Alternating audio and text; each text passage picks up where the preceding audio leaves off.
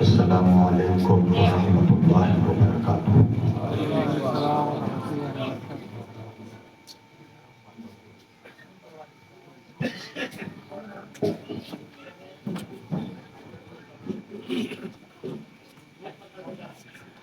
سورہ مبارکۃ الفاتحہ۔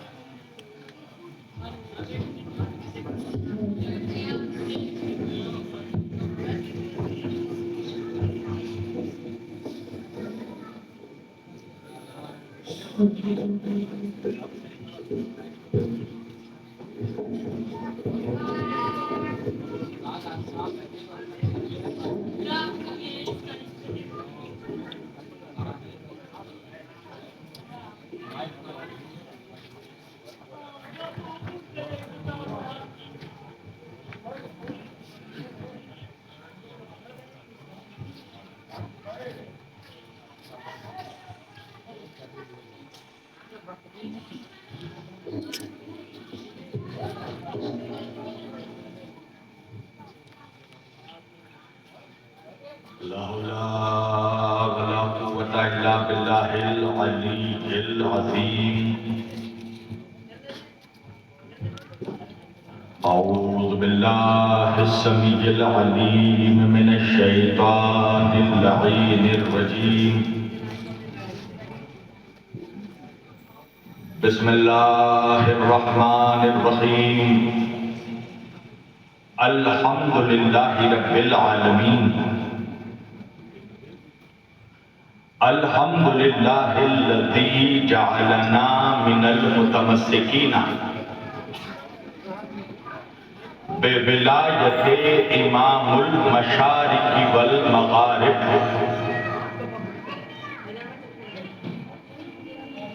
مظہر العجائب والغرائب، شہنشاہ ولایت، سرور ارباب امامت، باب العلم والحکمت،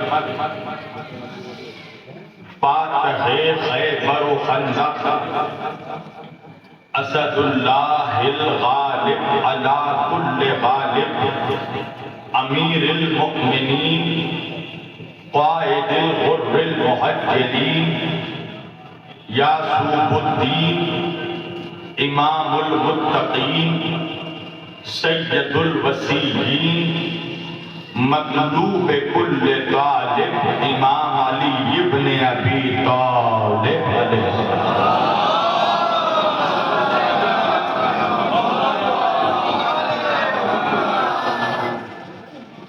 الصلاۃ والسلام والتحیۃ والاکرام علی سید الانبیاء والمرسلین،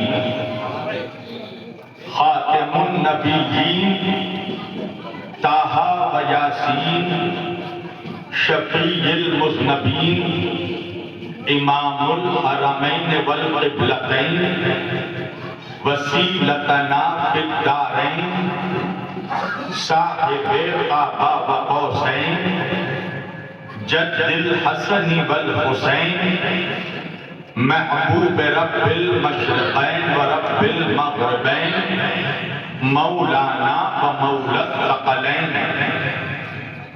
سیدنا و نبینا و شفیعنا و طبیبنا و حبیبنا و کریمنا و امامنا و ملجانا و مغیثنا و اولنا و اوسطنا و آخرنا و کلنا، حضور جناب ابو القاسم مصطفیٰ محمد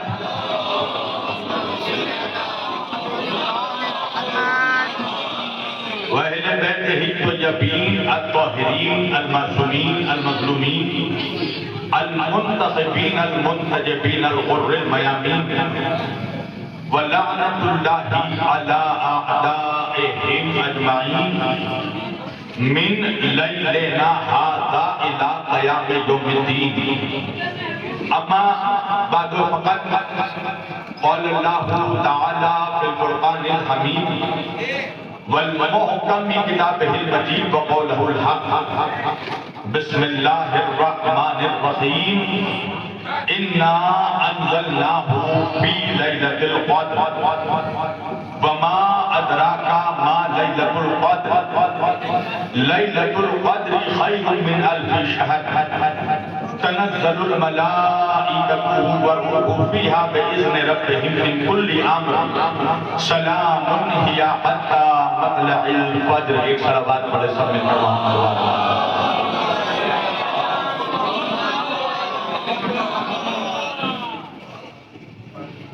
عزیزان گرامی قدر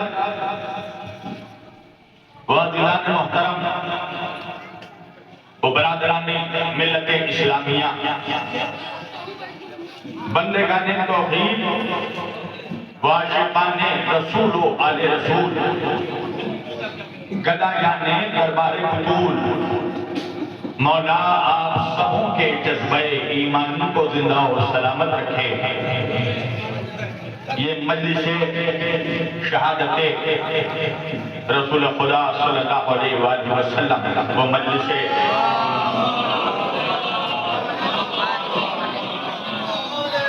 مجلس شہادت امام صفابہ امام حسن مجتبیٰ علیہ السلام.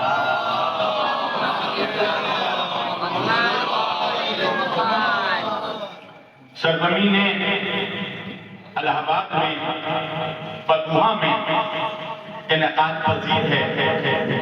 میں اللہ سے دعا گو ہوں کہ پروردگار یہاں پر جتنے مومنین و مومنات حاضر ہیں اور جس خانوادے نے اس مجلس اعزا کو منعقد کیا ہے اور ہر سال کرتے آئے ہیں، مالک ان سبوں کے توفیقات میں اضافہ فرما اور سبوں کے جذبہ ایمانی کو زندہ و سلامت رکھا.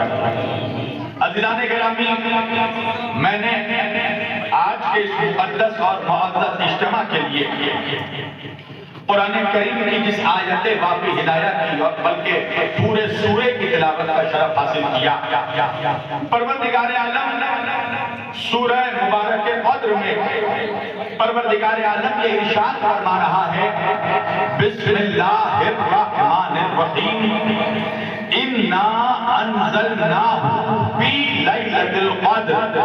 توجہ، اللہ کہہ رہا ہے کہ ہم نے اس قرآن کو شب قدر میں نازل کیا. ہم نے اس قرآن کو قدر والی رات پر اتارا ہے.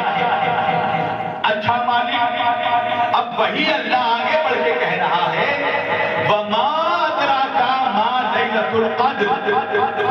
تم کیا جانو کہ قدر والی رات ہے کیا؟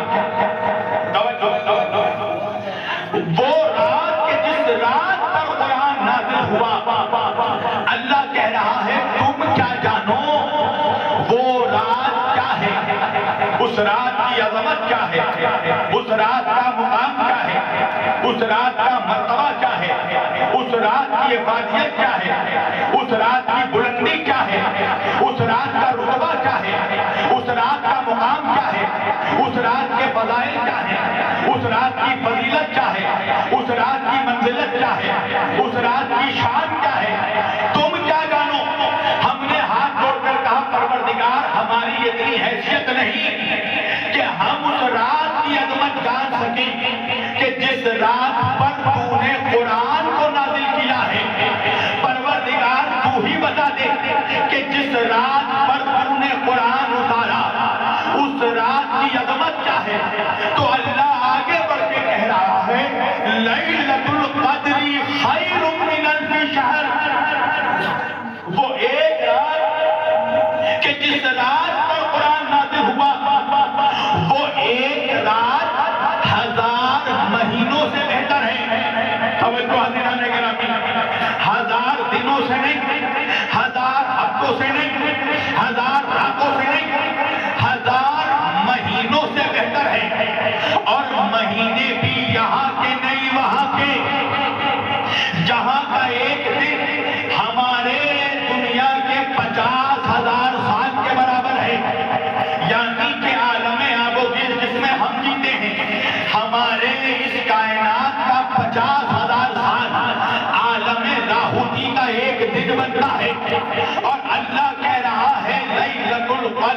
خیر من الف شہر، وہ ایک رات کے جس رات پر قرآن نازل ہوا وہ ایک رات 1000 مہینوں سے بہتر ہے۔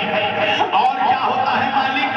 تنزل الملائکۃ والروح، اور اس رات پر اللہ کے فرشتے نازل ہوتے ہیں، اس رات میں اللہ کے ملائکہ نازل ہوتے ہیں، اور پاک روح آزاد ہوتی ہے، پاک روحیں آزاد ہوتی ہیں۔ توجہ، من کل کب من کل امر سلام، اس پوری رات پر اللہ کا سلام ہے، وہ پوری رات سلامتی والی رات ہے۔ کب تک مالک؟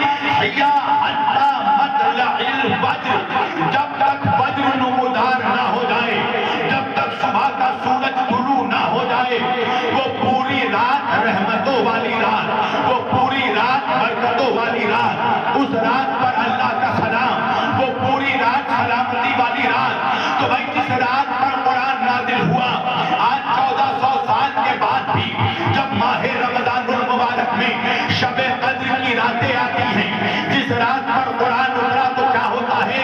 کیا مولانا کہیں تلاوتوں پر تلاوت ہوتی ہے، کہیں عبادتوں پر عبادت ہوتی ہے، کہیں دعاؤں پر دعائیں ہوتی ہیں، کہیں سجدوں پر سجدے ہوتے ہیں۔ میں نے کہا مسلمانوں وجہ کیا ہے؟ اس رات میں اتنی عبادت کیوں؟ اس رات میں اتنی دعائیں کیوں؟ اس رات میں اتنے سجدے کیوں؟ اس رات میں اتنی مناجاتیں کیوں؟ اس رات میں اتنی تلاوت کیوں؟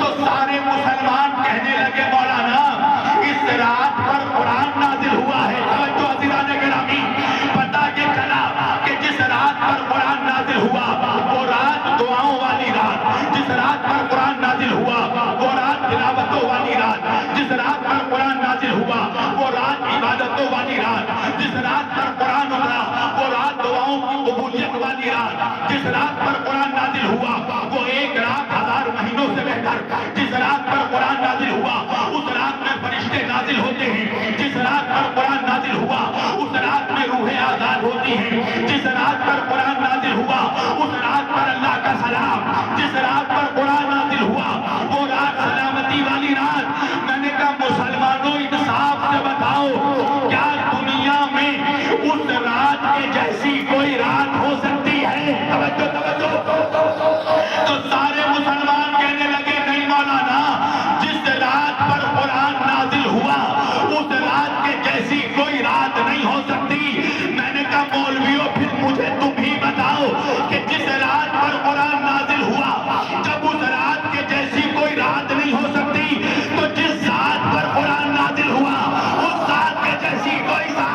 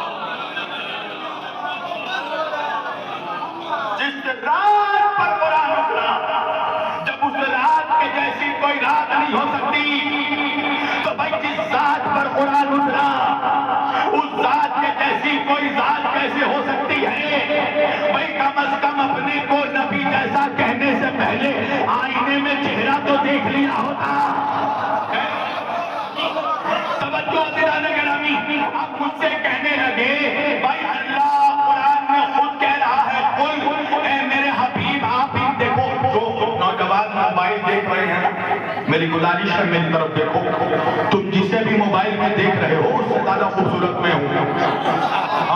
ڈسپلین وے میں گفتگو ہونی چاہیے نا عزیزان گرامی، پورا کنسنٹریشن رہے تو گفتگو ہو۔ بھائی اللہ قرآن میں کہہ رہا قل اے میرے حبیب آپ ان سے کہہ دیجئے، یہی اعتراض ہوتا ہے۔ جو لوگ نبی کو اپنے جیسا کہتے ہیں وہ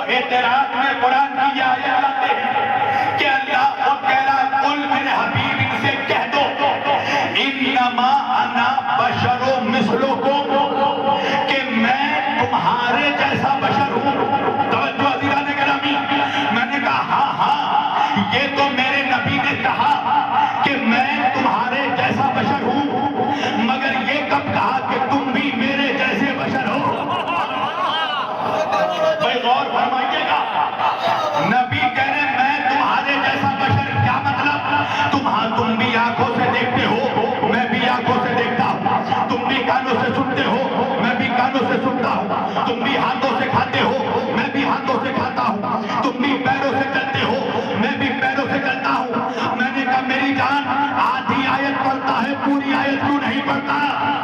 اس لیے کہ آدھی آیت پڑھ کر اچھے اچھے گمراہ ہو جاتے ہیں۔ نہیں پہنچے آپ؟ ایک نوجوان مجھ سے آ کے کہنے لگا مولانا میں تو نماز پڑھتا ہی نہیں، میں تو نماز کے قریب ہی نہیں جاتا۔ میں نے کہا وجہ کیا ہے میری جان؟ تو کہنے لگا اللہ قرآن میں کہہ رہا ہے لا تقربوا الصلاۃ، نماز کے قریب مت جاؤ۔ میں نے کہا ذرا مجھے بھی قرآن کھول کر آیت دکھانا۔ اب جب میں نے قرآن کھول کر آیت دیکھی تو آیت آدھی تھی۔ میں نے کہا آدھی آیت کیوں پڑھی؟ آگے بھی پڑھ۔ اللہ کہہ رہا لا تقربوا الصلاۃ، نماز کے قریب مت جاؤ۔ کب؟ انتم سکراء، جب تم نشے کی حالت میں ہو۔ نہیں پہنچے آپ؟ تو یہ بھی جو آیت ہے قل انما انا بشر مثلکم، یہ آدھی آیت ہے۔ اللہ کہہ رہا میرے حبیب ان لوگوں سے کہو میں تمہارے جیسا بشر ہوں۔ کیا مطلب؟ تم بھی آنکھوں سے دیکھتے ہو، میں بھی آنکھوں سے دیکھتا ہوں، تم بھی کانوں سے سنتے ہو، میں بھی کانوں سے سنتا ہوں، تم بھی پیروں سے چلتے ہو، میں بھی پیروں سے چلتا ہوں۔ اللہ کہہ رہا مگر آگے بڑھ کر میرے حبیب ان کو بھی یہ بھی بتا دو کہ مجھ پر وحی آتی ہے، تم پر نہیں آتی ہے۔ ارے جو پہنچ گئے صلوات پڑھے نا محمد والے۔ ایک اور بلند ترین صلوات پڑھے محمد والے۔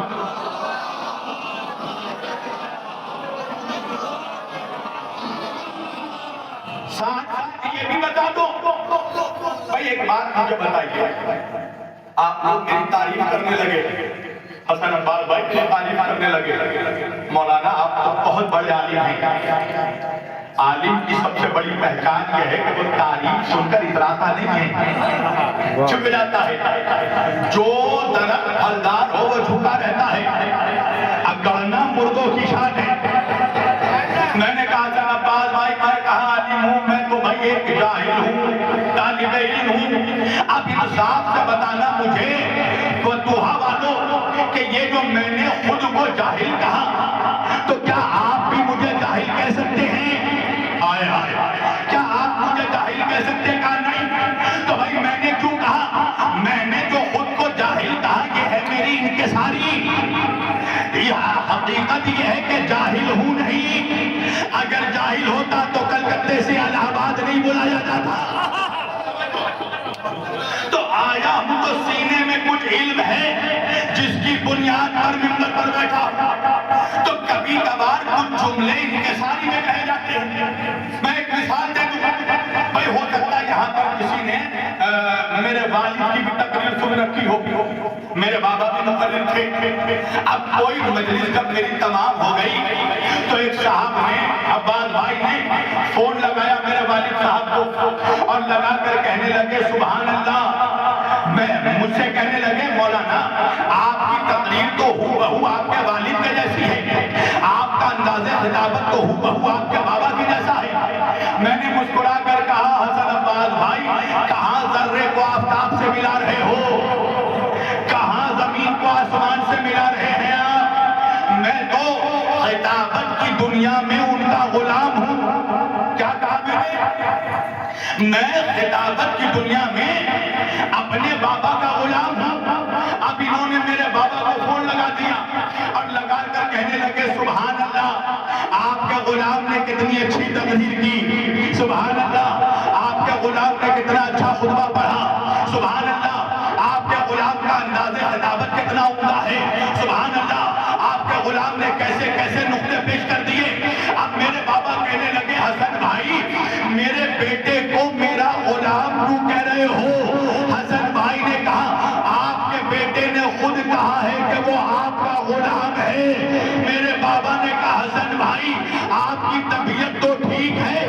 ارے میرے بیٹے نے ایک مرتبہ خود کو میرا غلام کہہ دیا، آپ نے سن لیا، اور میں نے جو ہزاروں مرتبہ کبھی اسے اپنے آنکھوں کا نور کہا، دل کا سرور کہا، دل کی ٹھنڈک کہا، اپنی مہک کہا، جگر کا ٹکڑا کہا، آپ نے نہیں سنا۔ تو یہ لوگ جو نبی کو اپنے جیسا کہتے ہیں اللہ ان سے قیامت میں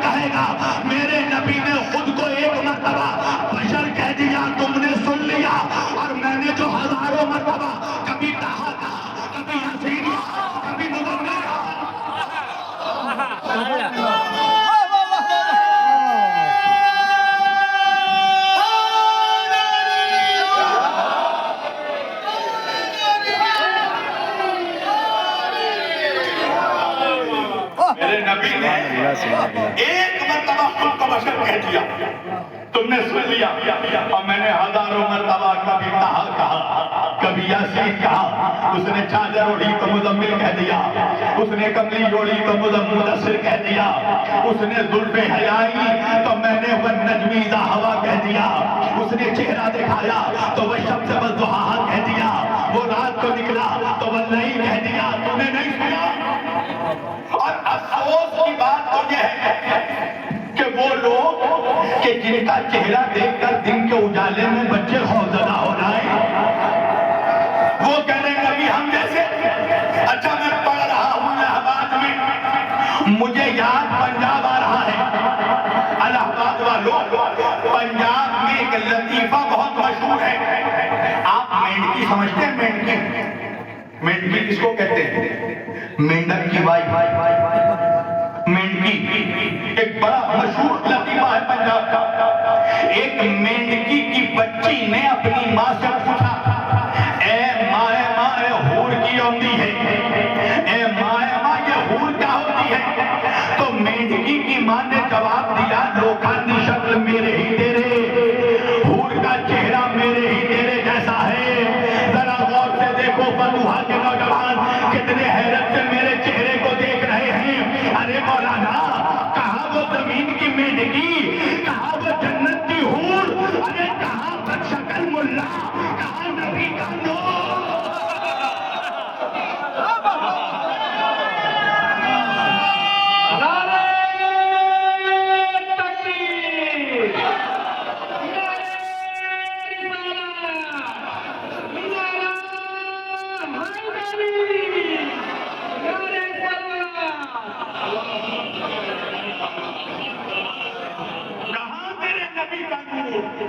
وہ نور منصب، وہ رحمت عالم، وہ وجہ تخلیق کائنات، وہ سبب موجودات، وہ شہنشاہ رسالت، وہ بادشاہ نبوت، عادت خدا بزرگ توئی قدس مختصر۔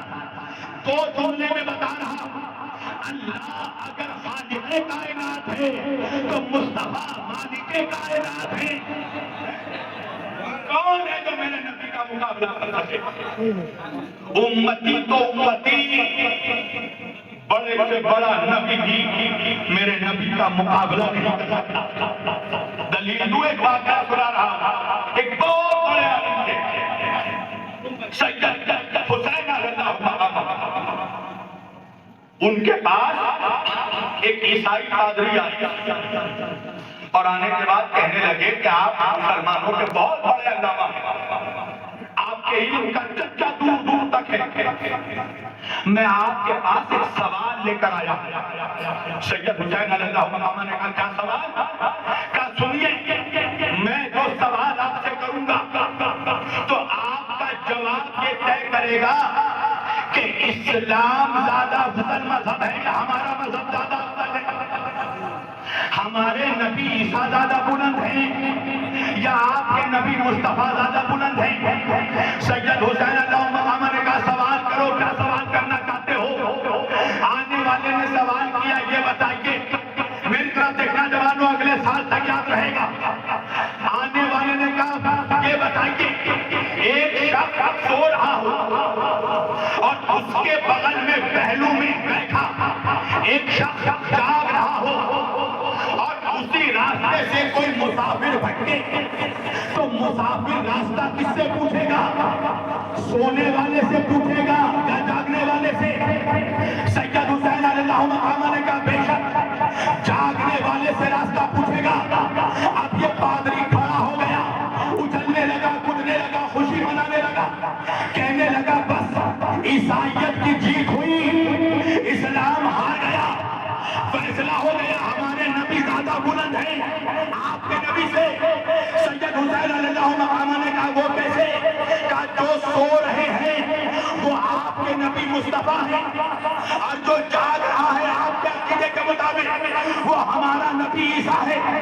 تو مسافر اگر بھٹکے گا راستہ تو جاگنے والے سے راستہ پوچھے گا، سونے والے سے نہیں پوچھے گا۔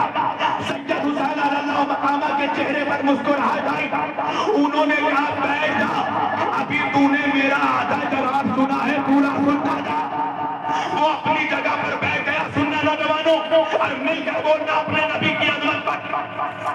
سید حسین علیہ اللہ مقامہ نے کہا سن, سونے والا سو رہا تھا, جاگنے والا جاگ رہا تھا, مسافر بھٹکا اور بھٹک کے راستہ پوچھا کہ اے جاگنے والے بتا کے راستہ کدھر ہے. تو جاگنے والے نے کہا ہے مسافر آ, تو بھی آ کر میرے ساتھ بیٹھ جا, میں بھی تو اسی انتظار میں ہوں کہ کب سونے والا اٹھے. سبحان اللہ سبحان اللہ. صلوات پڑھیے محمد وعلی محمد.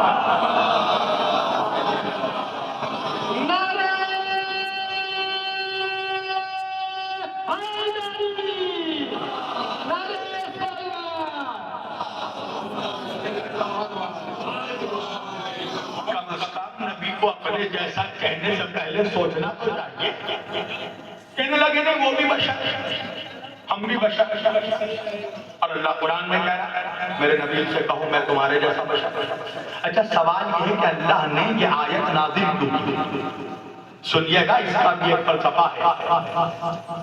انسان کون ہے بھائی؟ میں ابھی لکھنؤ سے بائی کار آیا, میں پہلے لکھنؤ پور کھیری میں کر رہا, مجلس پڑھ کے وہاں سے لکھنؤ پہنچا. لکھنؤ سے الہ آباد آیا تو تقریباً 6-7 گھنٹے لگ گئے بائی کار. بائی کار کتنے گھنٹے لگ گئے؟ لکھنؤ پور سے الہ آباد تقریباً 6 سے 7 گھنٹے. اچھا میرے جیسے انسان لکھنؤ پور کھیری سے الہ آباد آنے میں 7 گھنٹے لگ گئے. یہ بتاؤ کہ میرا نبی جب معراج پہ آسمان میں گیا واپس آیا کتنے گھنٹے لگے؟ کا مولانا فتنہ سے چشمے زدن میں آپ پلک جھپکی اٹھی, میرا نبی 7واں آسمان پر گیا, جنت و کوثر کی سیر کی, 1,24,000 انبیاء کی امامت فرمائی, عرش پر پہنچے, سدرۃ المنتہا پر پہنچے, بابا قوسین کی منزل پر پہنچے, حجاب نور تک پہنچے, اور میرے نبی آ گئے زمین پر واپس.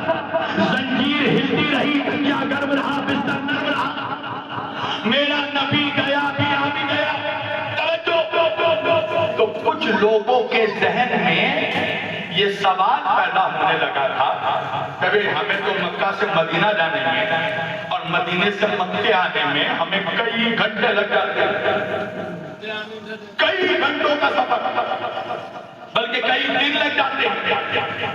اور یہ شخصیت جو آسمان پر جا کر زمین پر آ جاتا ہے فلک جھپکتے, تو وہ انسان تو نہیں ہو سکتا. ہو سکتا ہے یا خدا ہے؟ یہ غلطی کو مٹانے کے لیے اللہ نے کہا میرے نبی تم ان سے کہہ دو کہ میں تمہارے جیسا بشر ہوں. توجہ, اس کا مطلب یہ ہے کہ میں بھی تمہاری طرح زندگی گزارتا ہوں, مگر فرق ہے, تم بھی بشر میں بھی بشر, مگر فرق ہے. میں فرق بتاؤں آپ کو. یہ آپ لوگ چیئر میں بیٹھے ہیں نا, اس کا مادہ کیا ہے؟ کس چیئر میں بیٹھے ہیں آپ؟ پلاسٹک کے چیئر میں. اس چیئر میں بیٹھے ہیں, اس کی ایک چیئر کی قیمت کیا ہوگی؟ 1000 روپے. 1000 روپے ہوگی. اب آپ کسی چیئر کے دکان میں گئے, چیئر خریدنے, میں گیا, ایسے ہی پلاسٹک کا چیئر رکھا تھا, میں نے کہا اس کی قیمت کیا ہے؟ کہا 1000. اس کے بغل میں ایک لکڑی کا چیئر رکھا تھا, میں نے کہا اس کی قیمت کیا ہے؟ کہا 5000. سنیے گا, اسی کے بغل میں ایک لوہے کا چیئر رکھا تھا, میں نے کہا اس کی قیمت کیا ہے؟ کہا 10,000. اسی کے بغل میں چاندی کا چیئر رکھا تھا, میں نے کہا اس کی قیمت کیا ہے؟ کہا 10 لاکھ. اسی کے بغل میں ایک سونے کا چیئر رکھا تھا, میں نے کہا اس کی قیمت کیا ہے؟ کہا 1 کروڑ. میں نے کہا عجیب بات ہے, یہ بھی چیئر وہ بھی چیئر, اس کی قیمت 1000. بنی کائے سے ہے؟ یہ پلاسٹک سے بنی ہے، یہ سونے سے بنی ہے۔ تو جو لوگ نبی کو اپنے جیسا بشر کہتے ہیں، یہ بھی دیکھ لے تو پیدا کائے سے ہوا؟ تو مٹی سے بنا ہے، وہ نور سے بنا۔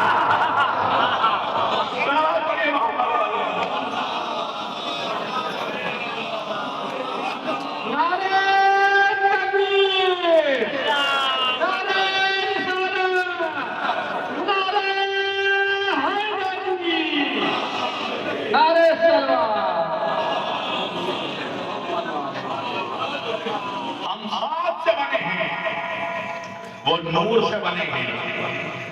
ہم پیدا ہوتے ہیں تو جاہل پیدا ہوتے ہیں۔ اللہ کہہ رہا ہے اِنَّا خَلَقْنَا الْإِنسَانَ، میں نے انسان کو پیدا کیا۔ وَجَعَلَ لَكُمُ السَّمْعَ وَالْأَبْصَارَ وَالْأَفْئِدَةَ، ہم نے اس کو دل و دماغ دے دیا۔ اللہ کہہ رہا ہے وَاللَّهُ أَخْرَجَكُم مِّن بُطُونِ أُمَّهَاتِكُمْ لَا تَعْلَمُونَ شَيْئًا، ہم نے انسانوں کو اس کیفیت میں ان کی ماؤں کے شکم سے باہر نکالا کہ لا تعلمون شیئا، ان کے پاس ذرہ برابر بھی علم نہیں تھا۔ تو دنیا کے سارے علم کو کیونکہ رہنے دو، بند کروا دو بھائی، مجلس ہو جائے اس کے بعد پلانا۔ میں اس مجمع کو بھی کوثر پلانا چاہ رہا ہوں، عشق علی کا، عشق رسول کا کوثر۔ توجہ دیا نگرامی، اللہ اپنے رسول کو، اچھا اللہ نے ہمیں جب پیدا کیا تو جاہل پیدا کیا۔ اللہ قرآن میں کہہ رہا ہم نے تمہیں تمہارے ماؤں کے پیٹ سے شکم سے اس کیفیت میں باہر نکالا، لا تعلمون شیئا، تمہارے پاس تھوڑا علم بھی نہیں تھا۔ دنیا کا ہر انسان جاہل پیدا ہوا، اور میرا نبی کون ہے؟ اللہ کہہ رہا الرحمن علم القرآن خلق الانسان علمہ البیان، وہ رحمان ہے جس نے پہلے قرآن کو پیدا کیا۔ علمہ البیان، علم القرآن، الرحمن علم القرآن۔ اللہ کہہ رہا وہ رحمان، میں رحمان ہوں اس لیے کہ میں نے پہلے قرآن کا علم دیا۔ علمہ البیان خلق الانسان، اور جیسے ہی میں قرآن دے دیا میں نے انسان کو پیدا کیا، اور جیسے ہی پیدا کیا علمہ البیان، اسے بیان کرنے کی قوت دے دی۔ توجہ، تو وہ انسان کون ہو سکتا ہے کہ اللہ نے اسے علم دے کر بھیجا؟ وہ وہی ہوگا نا کہ جس نے خود کہا انا مدینۃ العلم، میں علم کا شہر ہوں۔ اچھا مجھے حیرت ہوتی ہے کہ ایک طرف میرا نبی یہ کہہ رہا ہے کہ میں علم کا شہر ہوں، دوسری طرف ہم مسلمانوں میں ہی کچھ ایسے نالائق ہیں جو اپنے نبی کو ہی ان پڑھ کہتے ہیں۔ نعوذ باللہ، ہے نا بھائی ایسے؟ آپ کو پتا نا ہندوستان کا ایک اکلوتا نالائق جو دڑی پار ہو کر گھوم رہا، اس نے کیا کہا؟ نعوذ باللہ، اس نے کہا کہ ہمارے نبی انپڑھ۔ تو اس سے جب سوال کیا گیا کہ بھائی اگر نبی کا میموری بہت شارپ تھا، قوت حافظہ بہت مضبوط تھا، تو اللہ جب نبی کے سینے پر وحی کرتا تھا، نبی وحی قرآن یاد کر لیتے تھے اور پھر صحابہ کو سناتے تھے اور صحابہ لکھتے تھے۔ میں نے کہا یہ دنیا کی پہلی یونیورسٹی ہے جس کے اسٹوڈنٹس کو تو لکھنا پڑھنا آتا ہے، پروفیسر کو نہیں آتا۔ اچھا جب اس سے پوچھا گیا کہ بھائی آتھینٹک ریزن بتاؤ، تم نے نبی کو انپڑھ کیوں کہا؟ سننے کا اس کی لاجک کہنے لگا وجہ یہ ہے کہ مکہ کے کسی اسکول میں، مدرسے میں نبی نے تعلیم حاصل نہیں کی تھی، مکے کے کسی کالج سے نبی کو ڈگری نہیں ملی، مدینے کے کسی یونیورسٹی سے ان کو ڈپلومہ نہیں ملا، اس لیے نعوذ باللہ وہ انپڑھ تھے۔ اچھا ایک بات مجھے بتائیے، میں ابھی فتوحہ آیا، الہ آباد آیا، مجلس پڑھ کر چلا گیا، اب یہاں پر کوئی کمزور کہنے لگے کہ بھائی شبیر علی وارثی تو انپڑھ ہیں، تو حسن عباس بھائی غصے میں آ کر کہنے لگے میرے ذاکر کو، خطیب کو تم نے انپڑھ کیوں کہا؟ تو اس نے کہا وجہ یہ ہے کہ میں نے پورے فتوحہ میں اور الہ آباد میں معلوم کیا ہے، الہ آباد کے کسی اسکول سے شبیر وارثی صاحب نے تعلیم حاصل نہیں کی، الہ آباد کے کسی کالج سے ان کو ڈگری نہیں ملی، الہ آباد کے کسی یونیورسٹی سے ان کو ڈپلوما نہیں ملا، تو عباس بھائی کہیں گے نا ان پڑھ وہ نہیں تو ہے منحوس۔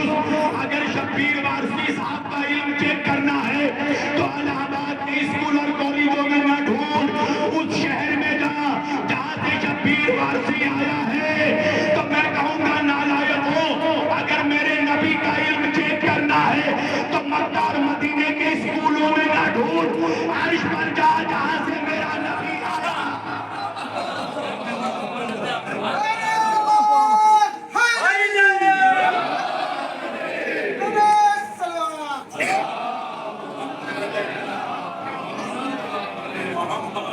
وہاں جا جہاں سے میرا رسول آیا۔ اچھا اب ایک بات میں کہوں گا، اس کے آپ سنیں گے بہت غور سے۔ اگر خدا نخواستہ خاتم بدہن نعوذ باللہ استغفر اللہ، ایک سیکنڈ کے لیے اگر ہم یہ مان لیتے ہیں کہ ہمارے نبی انپڑھ یا انپڑھ تھے، تو مجھے ایک بات بتائیے، اللہ قرآن میں کہہ رہا ہے لَقَدْ كَانَ لَكُمْ فِي رَسُولِ اللَّهِ أُسْوَةٌ حَسَنَةٌ، میرے نبی کا کردار، میرے نبی کا کریکٹر، میرے نبی کی سیرت، میرے نبی کی سنت تمہارے لیے رول ماڈل ہے۔ یعنی عزیزان گرامی، ہر مسلمان پر یہ لازم ہے کہ وہ اپنے نبی کی سنت پر عمل کرے۔ تو مجھے ایک بات بتا دو مسلمانوں، مولویوں، اگر نعوذ باللہ میرا نبی انپڑھ تھا تو انپڑھ رہنا سنت ہوا کہ نہیں؟ پھر ہر مسلمان کو چاہیے وہ انپڑھ چاہیے انپڑھ بنے۔ اگر نعوذ باللہ نبی انپڑھ تھے تو پھر انپڑھ رہنا تو سنت ہوگا ہی، تو پھر اپنے بچوں کو پڑھاتے۔ آپ سوچئے وہ رسول کہ جو یہ فرماتا ہے اعلیٰ رسول اللہ صلی اللہ علیہ وآلہ وسلم طلب العلم فریضۃ علی کل مسلم والمسلمات، میرے نبی نے یہ فرمایا کہ علم کا حاصل کرنا ہر مسلمان مرد اور عورت پر فرض۔ The seeking of knowledge is compulsory for every Muslim man and woman۔ علم کا حاصل کرنا فرض ہے۔ آپ کو معلوم ہے شریعت میں فرض کس عبادت کو کہتے ہیں؟ فرض اس عبادت کو کہتے ہیں جس کے ترک کرنے والے پر عذاب۔ دیکھیں کچھ عبادتیں مستحب بھی ہوتی ہیں، مستحب ہے جو کس عبادت کو کہتے ہیں جو آپشنل ہو۔ مثلاً آپ نماز پڑھ رہے ہیں، پر اگر خوشبو لگا کر نماز پڑھیے تو ثواب زیادہ ہے۔ تو خوشبو لگانا، عطر لگانا یہ مستحب ہے، لگایا تو ثواب اور نہیں لگایا تو کوئی عذاب نہیں ہے۔ مگر فرض اس عبادت کو کہتے ہیں تو کیا تو ثواب اور نہ کیا تو اللہ کا عذاب۔ تو نبی کہہ رہے ہیں علم کا حاصل کرنا فرض ہے۔ اس کا مطلب یہ ہے کہ جس مسلمان کی زندگی جہالت میں گزر رہی ہے اور جو جاہل ہو کر مرے تو اس پر اللہ کا عذاب ہے، کیونکہ علم کا حاصل کرنا فرض ہے، یہ آپشنل نہیں ہے۔ پڑھا تو پڑھا، نہیں پڑھا تو نہیں پڑھا، بچے کو جاب میں لگا دیں کہ نہیں میری جان، آپشنل نہیں ہے۔ جیسے اہل بیت کی محبت آپشنل نہیں ہے، فرض ہے، کرنا ہی پڑے گا، ویسے ہی علم کا حاصل کرنا فرض ہے، پڑھنا ہی پڑے گا۔ تو میں سوچ رہا تھا کبھی کبھار کہ بھائی جس رسول نے، جس آقا نے علم کو فرض قرار دیا، آج سب سے زیادہ جاہل اس رسول کی امت میں کون؟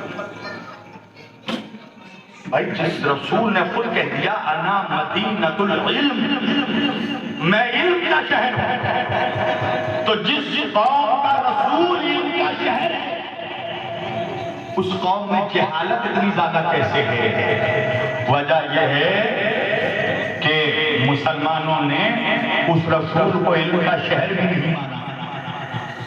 میں سوچتا تھا کہ جب نبی خود کہہ رہے ہیں میں علم کا شہر ہوں، تو کیسے ہم مسلمانوں میں کچھ لوگ ان کو ان پڑھ کہتے ہیں؟ بات سمجھ میں آئی جب میں نے پوری حدیث پڑھی۔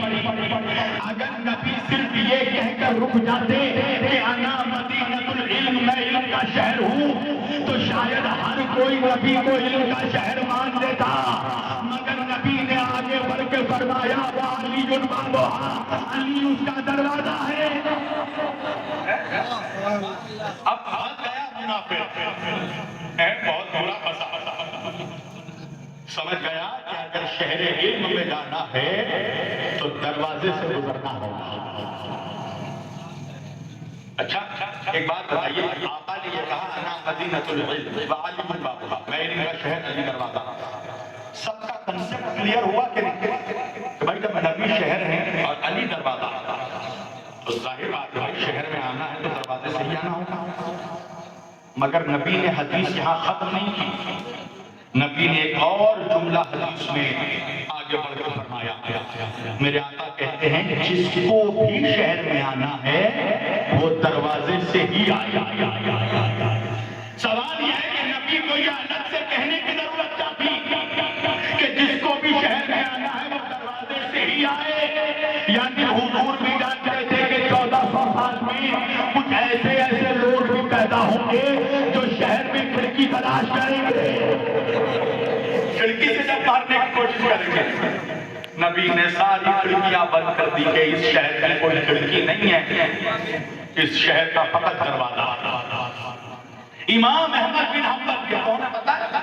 سنیوں کے جو فقہ کے 4 امام ہیں، ائمہ اربع، ہمارے اہل سنت بھائیوں، اس میں سے ایک بہت بڑا نام ہے امام احمد بن حنبل کا۔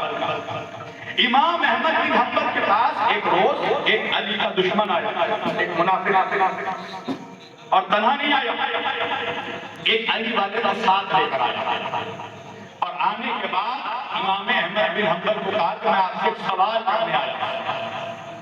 امام احمد بن حنبل نے کہا کرو، کیا سوال کرنا چاہتے ہو؟ کہا یہ بتائیے کہ جبریل نبی کے پاس کتنی مرتبہ؟ تو امام احمد بن حنبل نے کہا 12,000 مرتبہ۔ تو وہ سوال کرنے والا کہنے لگا میں نے تو سنا ہے قرآن میں تو 6,666 آیتیں ہیں، تو 12,000 مرتبہ جبریل کیا کرنے آیا؟ امام احمد بن حنبل نے کہا کبھی حسنین کا جھولا جھلانے آیا، کبھی حسنین کا کپڑا لے کر آیا، کبھی درزی بن کر آیا۔ اب جب اس نے سنا اس کا دماغ خراب ہوا۔ ایک مرتبہ علی کے چاہنے والوں کو اس نے اپنی گرگٹی نگاہ سے دیکھی، نگاہ گھمائی اور کہنے لگا اچھا امام احمد بن حنبل، آپ نے یہ تو بتا دیا کہ جبریل نبی کے پاس 12,000 مرتبہ آئے، یہ بھی تو بتا دیجئے کہ جبریل علی کے پاس کتنی مرتبہ آئے؟ امام احمد بن حنبل نے مسکرا کر کہا 24,000 مرتبہ۔ اب تو منافق پریشان ہو گیا، کہنے لگا یہ کیا بات ہے، جبریل نبی کے پاس 12,000 مرتبہ آیا، علی کے پاس 24,000 مرتبہ ہو جاتا ہے۔ امام احمد بن حنبل نے کہا او منافق کا تجھے نہیں پتا، نبی شہر ہے، علی دروازہ ہے، جو شہر میں آئے گا دروازے سے وہ لوٹ کر جائے گا۔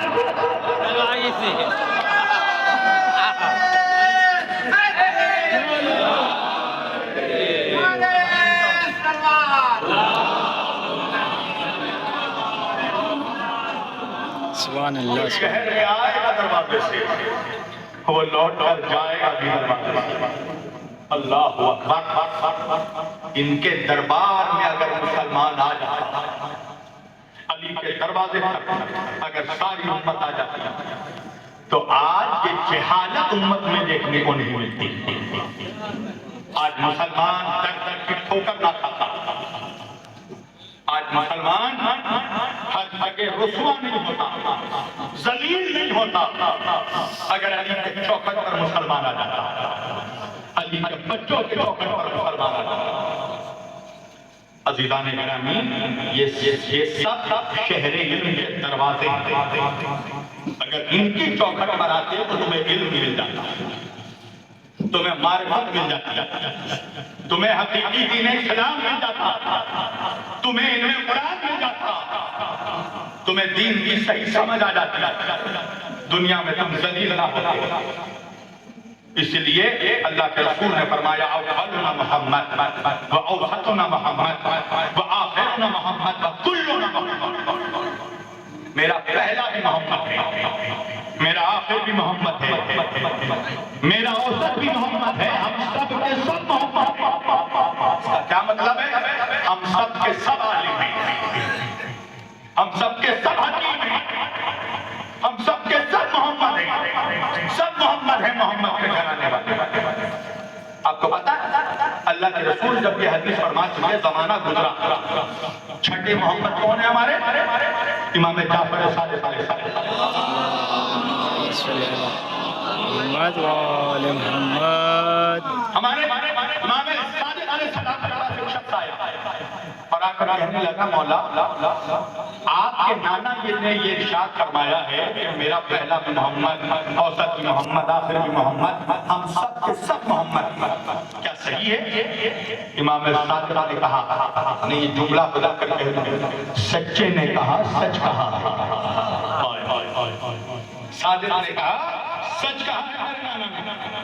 تو وہ آنے والا کہنے لگا امام ہم بھی مانتے ہیں، میں بھی مانتا ہوں کہ آپ کے گھر میں سب کے سب محمد، اس لیے کہ آپ کے گھرانے میں سب کا علم ایک جیسا، سب کی شجاعت ایک جیسی، سب کا نور ایک جیسا، سب کی خلقت ایک جیسی، سب کی حکمت ایک جیسی، سب کی سیرت ایک جیسی، سب کا کردار ایک جیسا، سب کا لہجہ ایک جیسا، سب کا ہنر ایک جیسا.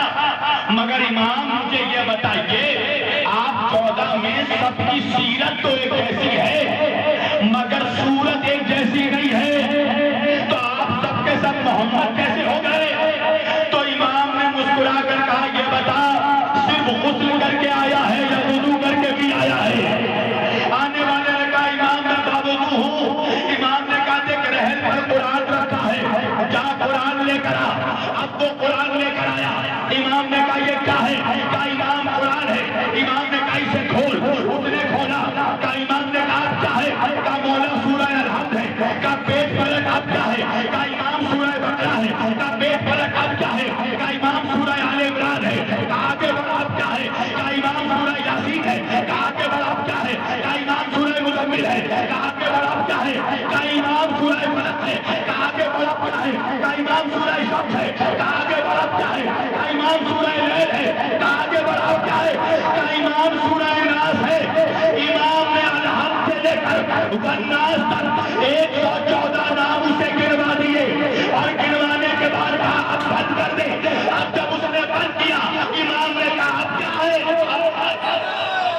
اس نے کہا امام قرآن ہے. امام نے کہا عجیب آدمی ہے، کبھی الحمد کہتا ہے، کبھی آل عمران کہتا ہے، کبھی فلق کہتا ہے، کبھی یاسین کہتا ہے، کبھی والناس کہتا ہے، کبھی قرآن کہتا ہے. کیا امام وجہ یہ ہے جب تک ان کو الگ الگ کر کے دیکھا کوئی الحمد نظر آیا، کوئی والناس نظر آیا، کوئی کہا نظر آیا، کوئی یاسین نظر آیا، مگر یہ سب جب ایک ساتھ جمع ہو گئے تو سب قرآن نظر آنے لگے. امام نے کہا اسی طرح ہمیں الگ الگ کر کے دیکھے گا، کوئی حسن نظر آئے گا، کوئی حسین نظر آئے گا.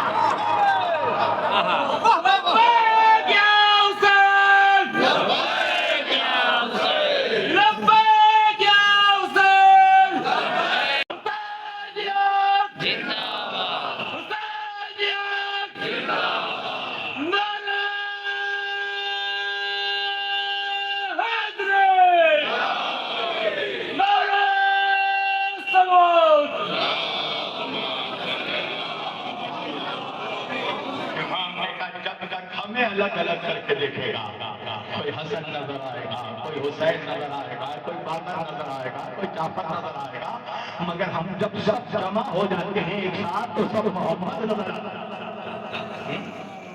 آج عزیزان گرامی آج دو محمدوں کی شہادت، ایک محمد مصطفیٰ، ایک حسن مصطفیٰ. یہ سب کے سب عالم ہیں. ایک واقعہ میں سنا دوں، وقت ہے یا ختم کر دوں؟ سب کا ہو سننا چاہتے ہو یا ختم کر دوں؟ امام حسن علیہ السلام ایک باغ میں کھڑے ہیں اور وہاں سے حاکم کا گزر ہوا. سمجھ گئے نا؟ نام مت پوچھئے گا، ہم بیماری کے دشمن ہیں، بیمار کے نہیں ہیں۔ گزرا حاکم، دیکھا امام حسن باغ میں ایک کھجور کے درخت کے نیچے امام کھڑے تھے۔ حاکم اپنے غلام کے ساتھ پہنچا۔ اب پہنچنے کے بعد کہا ہے فرزند رسول، آپ کے نانا نے کہا تھا میں ان کا شہر علی دروازہ، آپ کے بابا علی نے منبر پر بیٹھ کر کہا سلونی قبل ان تقبضوا، پوچھو مجھ سے جو کچھ پوچھنا ہے، میں زمینوں سے زیادہ آسمانوں کے راستوں کو جانتا ہوں۔ کیا آپ یہ ایسا ہی دعویٰ کرتے ہیں؟ امام نے کہا یقیناً میرا بھی یہی دعویٰ ہے، ہم سب کے سب آدمی۔ اللہ اکبر۔ تو جب یہ امام نے کہا تو اس نے کہا امام اچھا یہ بتائیے، یہ جس کھجور کے درخت کے نیچے آپ کھڑے ہیں اس میں کتنے کھجور ہیں؟ امام نے مسکرا کر کہا 3313۔ سنیے، اب جیسے امام نے کہا تو حاکم نے فوراً اپنے غلام کو کہا کہ سارے کھجوروں کو توڑ کر گنو۔ اب سارے کھجور درخت کے توڑے گئے، پورا درخت چیک کیا گیا اور سارے درخت کے کھجور توڑنے کے بعد جب غلام نے گنا تو حاکم نے کہا کان میں بتانا کتنے ہیں؟ غلام نے کہا اتنے ہی ہیں جتنے حسن نے کہا، 3313۔ حاکم نے کہا ایک کو گھٹا دے بڑھا دے پھر گر، اس نے گھٹا کر پھر گرا، کہا پھر 3313 ہے، کہا بڑھا کر گن، بڑھایا پھر گنا 3313 ہے۔ پریشان ہو کر حاکم کہنے لگا اے فرزند رسول، آپ نے تو بالکل صحیح کہا 3313 ہے، مگر آپ نے ایکیوریٹ کیسے بتا دیا 3313 ہے؟ آپ نے تو گنا بھی نہیں تھا۔ امام نے فرمایا گننے کی ضرورت نہیں ہے، ہم کہہ دیتے ہیں ہو جاتا ہے۔ ایک صلوات پڑھیں محمد والے۔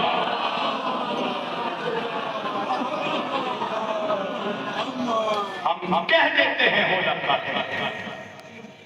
ہم دنیا میں یہ جو دنیا کے جو عالم بنتے ہیں، ہم جو پڑھتے ہیں وہ کہتے ہیں، جو تعریف ہوتی ہے ہم وہ کہتے ہیں، اور امام وہ ہوتا ہے جو کہہ دیتا ہے وہ تعریف ہو جاتی ہے۔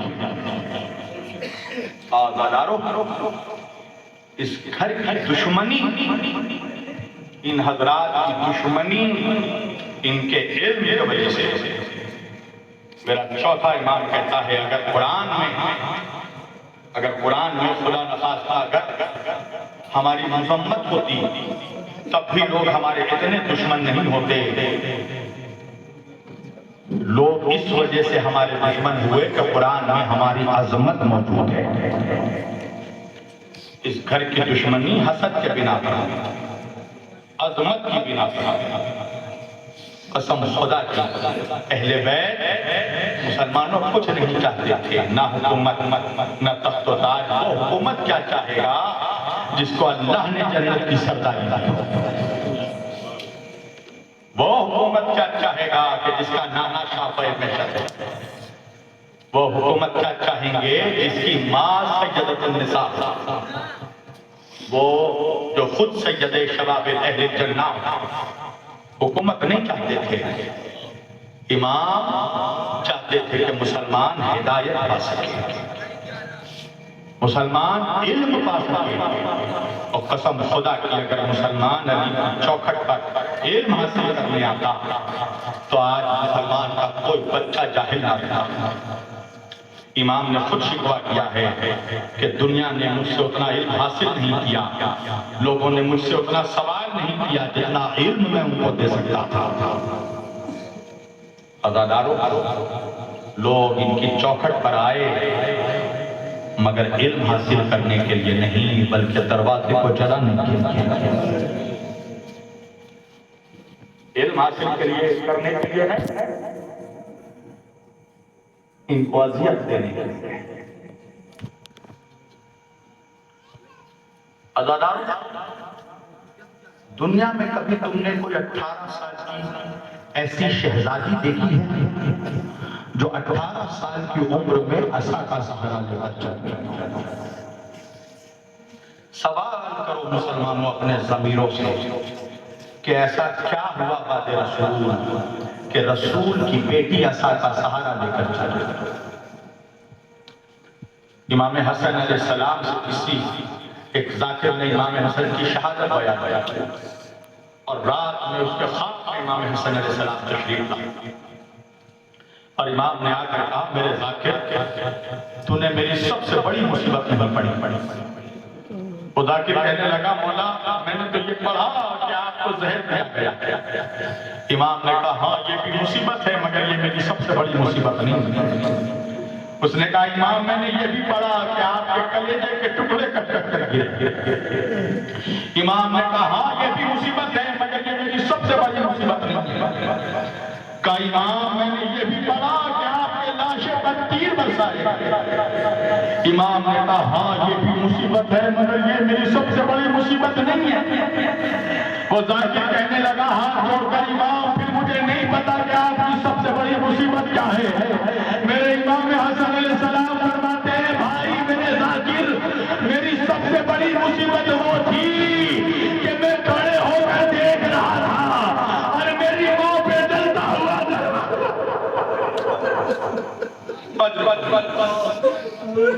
آپ کو کوئی غم نہ دے سوائے حسین وہ میری سب سے بڑی مصیبت ہے کہ میری آنکھوں کے سامنے میری ماں کے اوپر چلتا ہوا دروازہ عزادارو اللہ جانے کہ امام حسن نے کیسے دیکھا جب شہزادی کی شہادت کے 3 روز باقی رہ گئے تو شہزادی نے ایک مرتبہ اپنی چھوٹی شہزادی جناب زینب ثانیہ زہرا کو اپنے قریب بلایا اب بلا کر 5 سال کی زینب کو اپنے قریب بیٹھایا اور بیٹھا کر شہزادی حجرے میں گئی اور جا کر ایک صندوق لے کر آئی اور آنے کے بعد جناب سیدہ نے وہ صندوق کھولا زینب 5 سال کی ہے کہنے لگی اماں اس صندوق میں کیا موجود ہے ایک مرتبہ شہزادی زہرا نے ایک سفید کفن نکالا زینب نے تڑپ کر پوچھا اماں یہ کس کا کفن ہے کہنے لگی بیٹی ابھی کچھ دن گزریں گے تیرے بابا علی تجھ سے آ کر کہیں گے بیٹی زینب اپنی ماں کا کفن دینا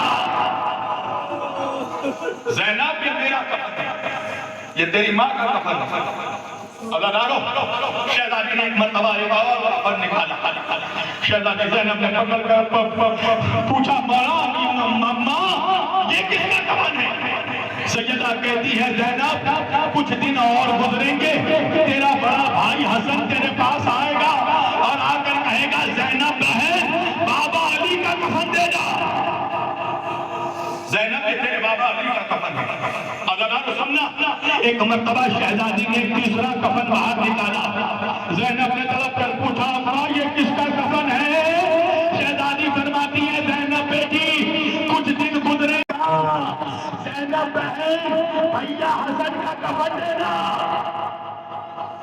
یہ تیرے بڑے بھائی یہ میرے لال حسن مجتبیٰ کا کفن ہے عزادارو یہ کہنے کے بعد ایک مرتبہ جناب سیدہ نے ایک اور کفن نکالا شہزادی زینب نے پوچھا بات کر اماں کیا یہ میرے بھائی حسین کا کفن ہے جناب زہرا نے بات کر کہا نہیں زینب یہ بھی تیرے بھائی حسن کا کفن یہ کہنے کے بعد ایک مرتبہ شہزادی نے صندوق کو بند کر دیا سنو گے 5 سال کی زینب ہے ماں کا چہرہ دیکھتی جاتی ہے ایک مرتبہ سیدہ نے پوچھا زینب اتنے حیرت سے کیا دیکھ رہی ہے شہزادی زینب فرماتی ہے اماں سب کا کفن دیا ارے میرے بھائی حسین کا کفن نہیں دیا کیا اس بھیا حسین سے ناراض ہو ارے سیدہ نے سر پر ہاتھ رکھا ارے زینب اس کا کیا کفن دوں جو کربلا میں بے گورو کفن ارے قتل کر دیا اجرکم من اللہ شہزادی زینب پوچھتی ہے اماں اچھا میرے ایک اور سوال کا جواب دے دیجئے شہزادی فرماتی ہے زینب کیسا سوال کہ اماں آپ نے اپنے لیے ایک کفن دیا آپ نے بابا علی کے لیے ایک کفن دیا مگر میرے بڑے بھیا حسن کے لیے 2 کفن کیوں دیا ارے سیدہ تڑپ کر کہنے لگی زینب ارے میرے بھائی بیٹے حسن کو 2 مرتبہ کفن پہنایا جائے گا ایک